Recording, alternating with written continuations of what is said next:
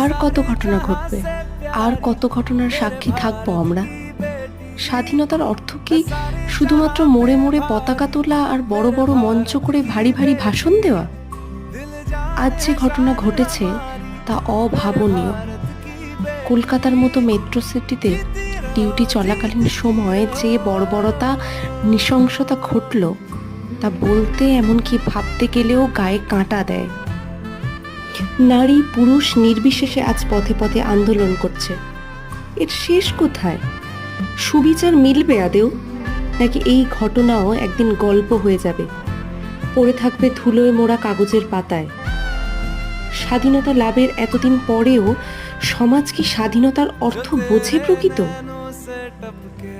আমার একটা অনুরোধ, ধর্ম বর্ণ জাতি নির্বিশেষে পথে নামুন, গর্জে উঠুন এই পিতৃতান্ত্রিক নির্মম নিষ্ঠুর